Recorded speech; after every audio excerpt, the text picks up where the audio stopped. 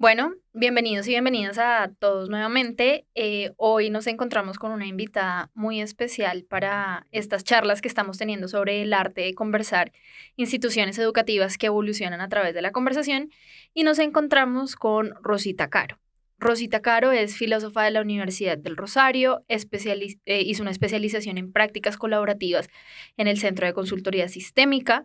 Es máster en ética contemporánea en Stony Brook University en Nueva York y se encuentra acá porque pues, es la fundadora y la actual directora del colegio La Hacienda Los Alcaparros. Rosita, bienvenida.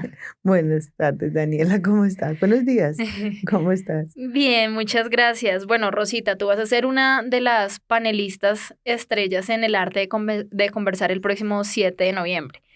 Y yo quisiera que nos contaras un poco cuál es la apuesta educativa de la Hacienda Los Alcaparros y por qué la conversación es un elemento central en esta apuesta. Bueno, pues muchas gracias por esa pregunta.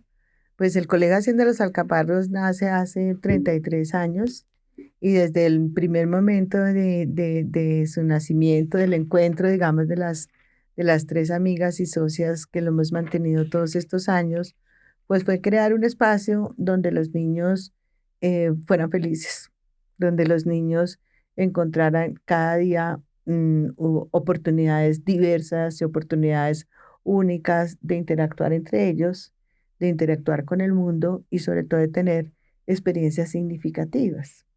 Y en la vida escolar, una de las experiencias, quizás la mayor experiencia significativa que hay, es conquistar el mundo relacional, el mundo de los amigos, el patio del recreo, la relación de aprendizaje con el maestro.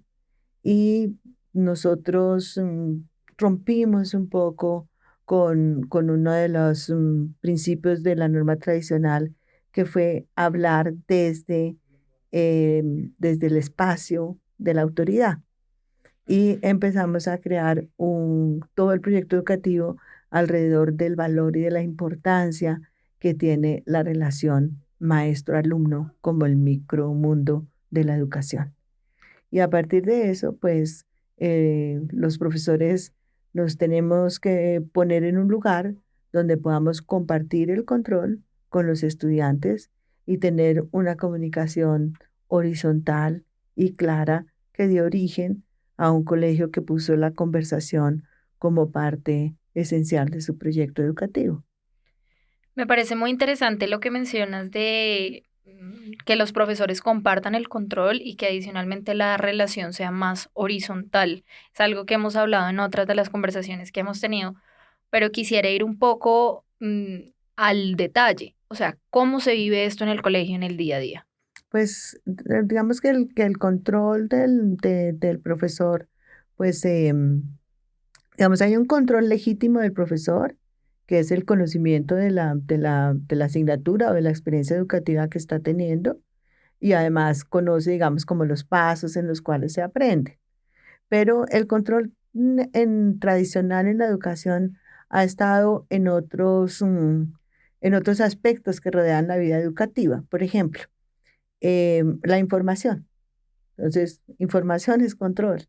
Entonces, los niños tienen exactamente la misma información que tiene el profesor acerca de cómo transcurre su rutina diaria, porque su rutina diaria es de esa manera y cada día hay un ritual de cómo va a ser nuestro día que anticipa al niño para que pueda ser una persona autónoma, una persona que toma decisiones acerca de la autorregulación en relación con el manejo del tiempo. Los salones son abiertos y las oficinas son abiertas, de manera que el material está al alcance de los estudiantes y no se requiere, digamos, un ritual permanente de pedir permiso, sino un uso de las cosas y una organización para dejar las cosas en su lugar, porque es un material colectivo. Hay una rutina, digamos, de trabajo desde muy chiquiticos, que es el planear, hacer y revisar. Y los niños son acompañados en crear esa rutina de pensamiento y hacen sus propios planes, dónde van a jugar, qué van a hacer en ese rincón del salón o qué van a hacer afuera, cómo van a organizar su juego y después se les deja hacerlo de la manera que ellos lo han pensado y Ujú. se les acompaña con preguntas divergentes, inteligentes, que le permiten al niño ampliar y ampliar y ampliar la experiencia que está teniendo. Y al final de la experiencia se le pregunta cómo le fue, cómo lo vivió, qué cambios hubo en él mismo, qué cambios tuvo que hacer, qué hipótesis se tuvo que formular él mismo para poder cumplir con su objetivo del juego que planeó, de la actividad que planeó, del escrito que estaba haciendo o de la tarjeta que estaba haciendo. Y de esa manera, pues el aula se convierte casi que en una conversación permanente, Ujú. donde el estudiante propone, el profesor también propone, pero los dos van acordando los pasos, los procesos, los niveles de complejidad que se alcanzan en el aula de clase. ¿Y cómo se ve esto en los diferentes grados? Es decir, me imagino que esa conversación va transformándose a medida que los estudiantes crecen. Esa Eh, conversación se va, digamos que en Alcaparras hay como un currículum como de doble mirada, ok. ¿cierto? Entonces hay un currículum que es el currículum de las asignaturas, donde tenemos, digamos, establecido cómo se aprende la matemática, cuáles son las experiencias matemáticas a las que deben estar sometidos los estudiantes, cuál es la mejor forma de aprender cualquiera de las asignaturas. Pero al mismo tiempo esto es acompañado por una propuesta de proyectos que se basa en los intereses de los estudiantes. Entonces, los profesores tienen que hablar mucho con sus estudiantes para entender qué les interesa. Y en ese proceso de ir descubriendo los intereses a través de conversaciones, van abriendo las posibilidades de aplicar lo que aprenden en las asignaturas al descubrimiento, la experiencia y la manipulación, digamos, de los elementos de la realidad para que el aprendizaje tenga sentido. Entonces, jugamos todo el tiempo con esa doble mirada, en ir cuando el niño estaba, por ejemplo, haciendo una investigación sobre los insectos, ¿no? Le interesan los insectos porque se encontró muchos insectos en el patio del recreo. El profesor llena el salón de libros de insectos, de microscopios para que se puedan ver, de ilustraciones de los diferentes ojos de los insectos o cómo funcionan, y formula preguntas y permite que los niños formulen preguntas y que haya una pared en la cual vamos poniendo lo que vamos aprendiendo y lo que vamos descubrimiento. Y el profesor aporta también en introducir, por ejemplo, un concepto como cómo los podemos clasificar. Los niños pueden decir, pues, por el número de patas o porque tienen los ojos así. Y entonces, sobre eso que el niño va descubriendo, avanza un paso, avanza un paso, avanza un paso. Y con los grandes pues sucede lo mismo. Ujú. Entonces han venido haciendo una investigación o un proyecto con el río Bogotá, Ujú. generalmente se hace en los cursos de noveno y décimo. Y en este proyecto primero hacen la visita al río Bogotá, miran lo que ya en años anteriores ese mismo proyecto ha hecho, formulan nuevas preguntas, hacen nuevas mediciones y a partir de ahí con el acueducto hacen conversaciones sobre el río Bogotá con los mismos profesores. Los profesores de matemáticas dicen, bueno, vamos a introducir estos temas para que ustedes puedan comprender esto, o química, y se va uniendo todo el currículum en proveer las herramientas cognitivas y las herramientas metodológicas que les permiten avanzar en las investigaciones que ellos han. O en primaria puede ser un proyecto sobre los caballos, porque ese fue el interés. O ahorita hay un proyecto bellísimo, o al finalizar el año pasado, un proyecto sobre las montañas rusas, donde se Mm. trabajaba todo el tema de la física, del movimiento, de las fuerzas, de las leyes de Newton, pero la propuesta fue, los niños querían saber por qué eso se movía de esa manera y por qué pasaban tan rico y qué sucedía en el cuerpo, que se producían esas sensaciones. Entonces, la biología, el tema del oído, del equilibrio, empiezan a entrar ahí y los profesores van permanentemente dando y dando y dando las herramientas. Es como una mirada de el conocimiento sirve para conocer más de lo que a ti te interesa. Entonces vamos trabajando de esa manera.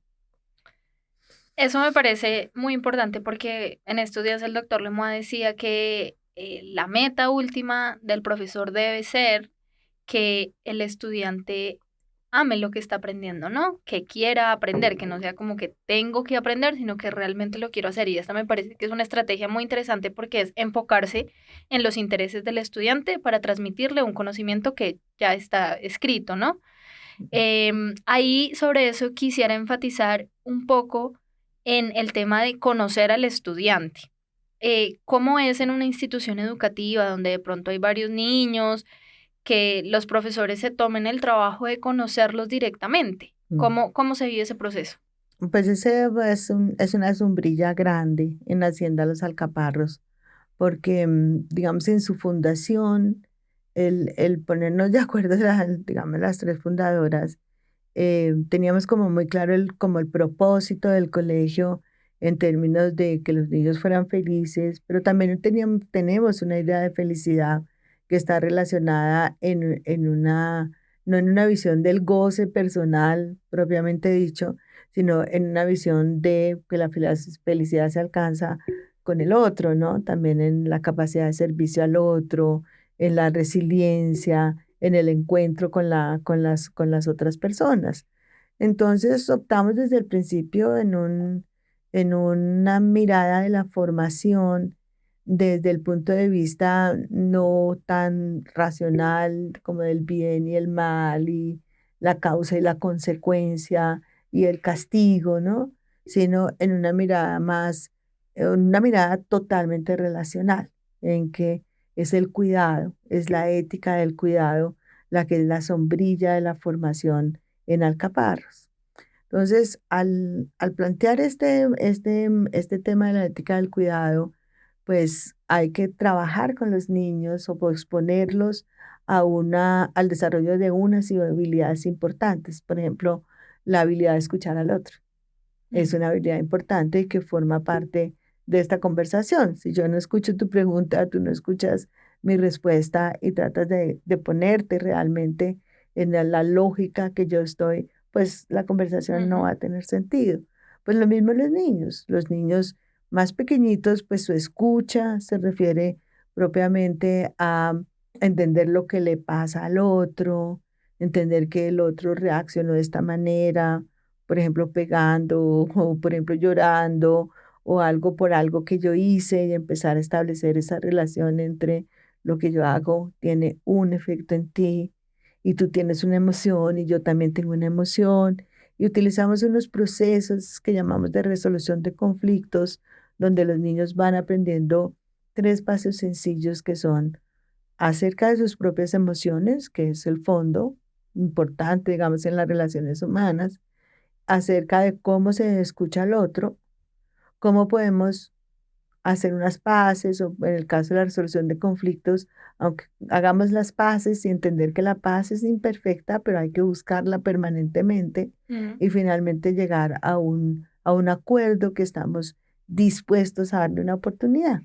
Entonces, si el disgusto o la molestia fue porque tú siempre coges el mejor triciclo en la carrera de triciclos, entonces vamos a darle una oportunidad a que ese triciclo que es tan apetecido lo hagamos como por turnos.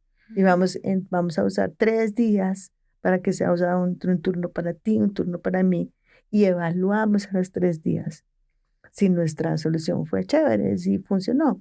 Y el profesor está tratando siempre de que la solución sea exitosa, es decir, que los niños entiendan que el hecho de haberse sentado en la mesa de haber hecho la exploración de los sentimientos propios y de la otra persona, valió la pena.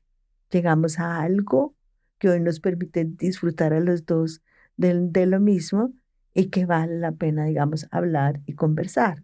Entonces, como desde los 4 hasta casi el segundo, tercero elemental, mantenemos muy firme ese proceso de resolución de conflictos, no solamente para que aprendan una metodología, sino para que aclaren, digamos, sus emociones, haya una cierta Ujú. autorregulación, pero para que salgan con el gusto de que hablar es lo importante. No es tanto la consecuencia ni de esto, aunque obviamente hay un manual de convivencia que Claro. establece unas consecuencias. ¿Qué dicen los estudiantes en este proceso de conversación entre ellos para resolver conflictos? ¿Les han dado como alguna suerte de retroalimentación a medida que crecen? Porque me imagino que mientras son muy chiquitos, mientras se soluciona el problema, está bien. Pero no sé si, por un lado, los estudiantes les han dicho que esto efectivamente es una habilidad socioemocional que les ayuda en otras áreas de su vida, y por el otro lado, si ustedes también ven como profesores y como docentes que esta capacidad de dialogar los hace ser unos estudiantes distintos. Pues nunca existe, digamos, como la manera como de saber como tan a ciencia cierta cuál es el resultado de un proceso educativo tan largo de 11 12 años. Pero lo que nosotros vemos en nuestros estudiantes, exalumnos, principalmente es personas que tienen como ese modo de ser en la vida, de ser como mediadores, Mm. de ser personas cuyas empresas y, es como se dice ahora, sus emprendimientos, etcétera, tienden mucho a establecer conexiones, vínculos sociales, como un tema como pro vida, por una parte. Ahora, esa metodología que yo te estoy nombrando, que inician en preescolar y primaria, pues obviamente tiene modificaciones a través de la vida Ujú. y también se va alimentando como de unas prácticas educativas que, a las que somos sometidos todos en la rutina diaria de nuestra vida. Por ejemplo, existen 4 rituales en el colegio que son, uno lo llamamos el circle time, el círculo de la mañana, casi todos son en círculo. El círculo de la mañana, los niños llegan al colegio y se sientan en círculo. No es un colegio que tenga filas, no es un colegio donde la directora se para a regañar a todo el colegio, no hay ninguna exhibición del poder dentro del colegio. Los niños se sientan en círculo, su profesora primero les informa todo lo del día, cómo van a hacer, cómo es la rutina diaria, cómo va a ser si está lloviendo, entonces qué vamos a hacer, dónde podemos pasar el recreo. Es decir, anticipa los momentos difíciles para que el niño pueda tener toda la autorregulación y prepara para el inicio de la clase. Cuando los niños entran a primaria, entonces tenemos un ritual que se llama el morning meeting, que es la reunión de la mañana. Ujú. También sucede en un círculo, pero la reunión de la mañana ya tiene 4 momentos muy importantes, que es el momento de la escucha, ya se llama el momento de compartir, pero en uno forma el compartir, en los otros forma la escucha. Después del compartir del sharing, del compartir, los niños hacen un juego colectivo que no tienen como esos que jugaba uno chiquito de atención, por favor, diga, ¿no? Una cosa así. Ujú.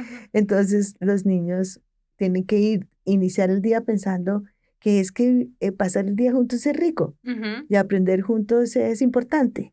Y entonces por eso se hace ese juego colectivo. Después se hace un poco una transición a cómo nos vivimos como dentro del aula. Entonces la profesora puede poner un problema, ayer dejamos mucha basura en el salón o pasó esto, ¿cómo podemos hacer que hoy sea un mejor día? O, ¿no? Hay una conversación sobre cómo nos vivimos en comunidad y una transición a, vamos, nuestra primera clase es matemáticas o hoy va a haber un experimento muy importante en esto o va a haber una visita, le podemos hacer, qué preguntas le podemos hacer. Hace un paso al académico, digamos, que Claro. sea suave. Entonces, ese ritual en escuela media se llaman los círculos de poder y reconocimiento. Ujú. Entonces, igual es un ritual en círculo, con su director de grupo, pero se trabajan más, em, digamos, temáticas que son de interés para el grupo. Entonces se puede trabajar y también se hacen algunos ejercicios de restauración ahí. ¿Se ha pasado algo? Entonces el Mm, profesor pone una dinámica como de reconocimiento de los valores que nos unen como grupo y ese tipo de actividades nos hemos unido un poquito a metodologías de los círculos de paz de Kay Pranis y la Universidad de Pensilvania, que permiten estar todo el tiempo haciendo conversaciones y afiliaciones de los valores y mirar los problemas desde los valores que vamos acordando. Con los grandes trabajamos más una suerte, digamos, de asambleas, de temáticas sociales, de esto. Entonces, esos son los rituales como sombrilla de todo el proyecto. El segundo ritual es eh, lo que llamamos las experiencias de desarrollo humano. Entonces, ujú. esas experiencias tienen que ver con semanalmente trabajar sobre cómo nos constituimos como grupo y cómo es mi relación de lo que yo soy con, con el grupo.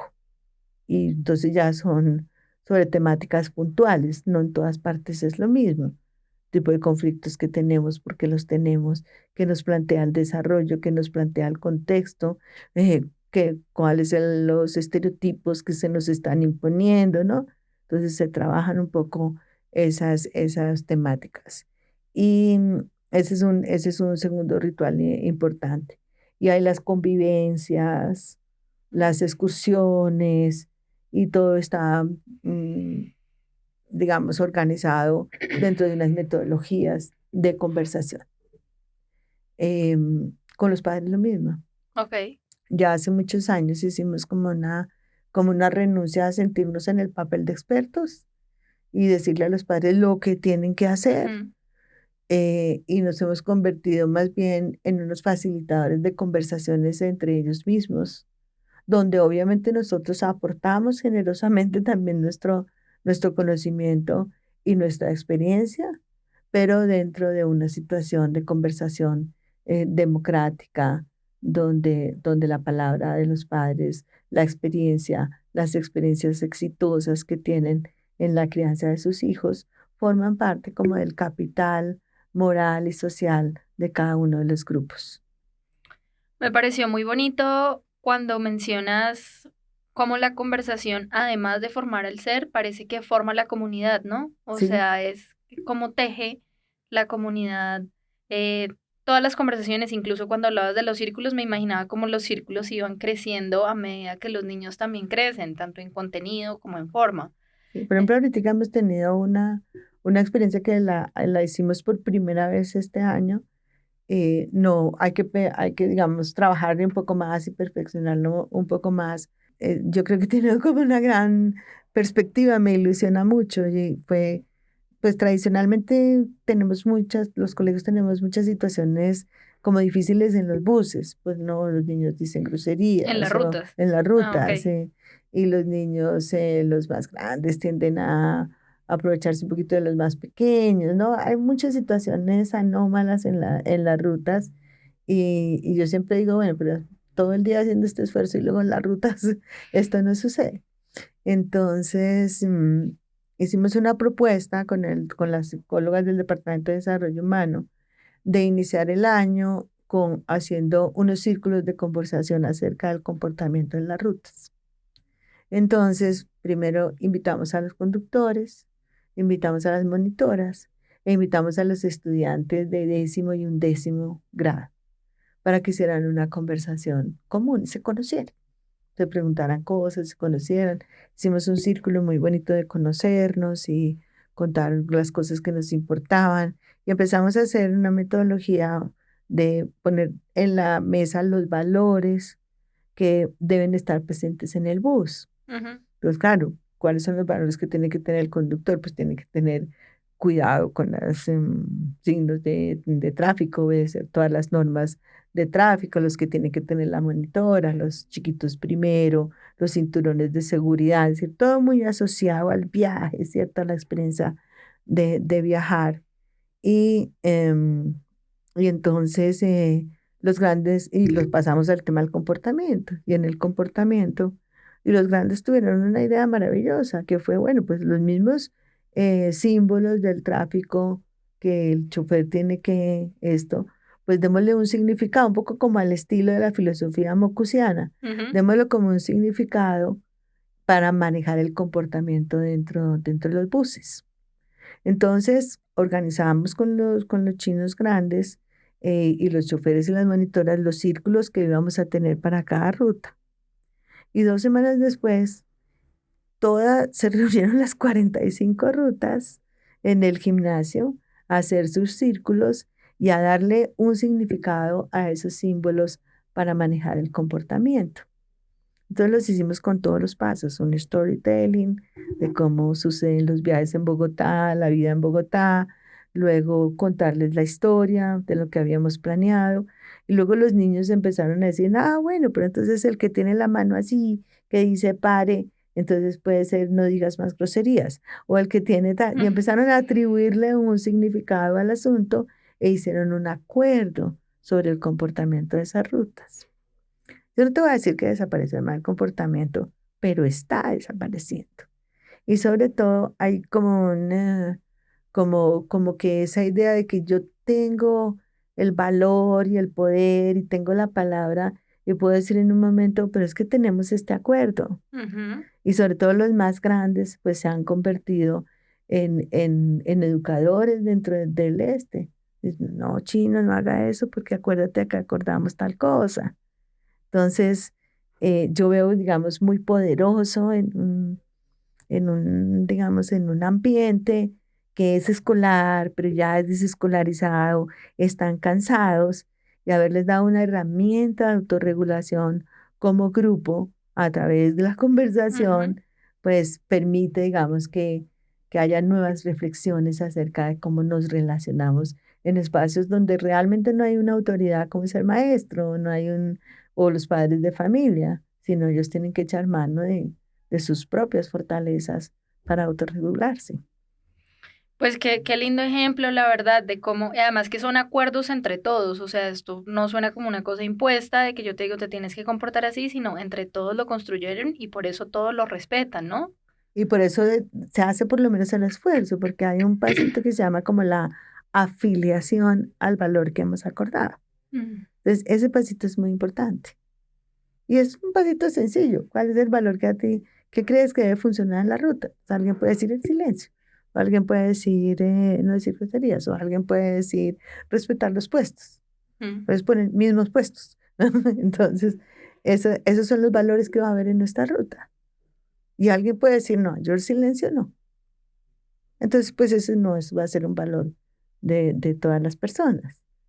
Estos cuatro, todos estamos de acuerdo bueno, entonces vamos a hacer nuestras normas alrededor de aquellos valores con los cuales sí nos podemos afiliar. Y logran una paz imperfecta en la ruta. Ese nos logra una paz imperfecta en la ruta. Bueno, yo quisiera de pronto como, tengo dos preguntas más que me gustaría. Mencionaste un poco brevemente sobre, yo bueno, acá había notado que la Hacienda Los Alcaparros tiene distintas áreas en las que se enfocan: educación física, expresión artística, comunidad, proyectos y STEM, Learning Center, pero hay una de esas que me interesa mucho, que es el área de desarrollo humano. Si nos cuentas súper Mm. brevemente qué es esa área y si la conversación, cómo está la conversación ahí. Pues a ver, tenemos tantas áreas como has nombrado, porque en su concepto es un colegio de máximas oportunidades de experiencias para los estudiantes. Por eso Ujú. tenemos tantas áreas. Pero hay dos columnas vertebrales, que son el desarrollo académico y el desarrollo humano. El desarrollo humano es vertebral porque el desarrollo académico se ocupa como de el saber colectivo que hay que tener, el conocimiento que hay que tener para conocer el mundo y principalmente las experiencias a las que hay que proponer al estudiante para que pueda construir sus propios saberes. Pero el desarrollo humano se ocupa de conocer quién es este estudiante, quién es esta familia, qué es lo que este núcleo familiar, nosotros decimos al colegio no entra un estudiante, entra una familia. Este núcleo familiar con qué fortalezas nos trae este estudiante para que el encuentro con los demás y el encuentro con las experiencias educativas pues sea exitoso, porque nuestro compromiso es que sea exitoso. No que pase las asignaturas, sino que él sea exitoso como persona. Mm, Entonces, las personas de desarrollo humano están mirando este niño en su familia, en su contexto, en su propio, digamos, cuidado por su propio conocimiento, en su relación con el medio ambiente, en su relación con los demás. Este niño cómo se va construyendo como persona y cómo se encuentra aquí. claro. Entonces, cuando hay choques entre lo académico y una personita, la persona de desarrollo humano se sienta y dice, ¿cuáles son los ajustes que tenemos que hacer para que esta personita sea exitosa? Porque el compromiso del colegio es que sea exitoso. Exitoso en que yo me voy construyendo como yo mismo, voy entendiendo cuáles son mis fortalezas, puedo vivir con mis vulnerabilidades y puedo vivir con los otros. Puedo tener una relación de cuidado con los otros, con el mundo, con el conocimiento, con la realidad que me rodea, en un profundo, digamos, sentido, pues de una ética del cuidado. Eso es como, Yo creo que ahí, y esta es mi última pregunta, ahí a mí me queda súper claro como qué le queda a los estudiantes al emprender estos procesos donde la conversación está en el centro de su educación, donde resignifican qué significa ser exitoso a partir de, eh, pues de lo que aprenden y cómo lo aprenden.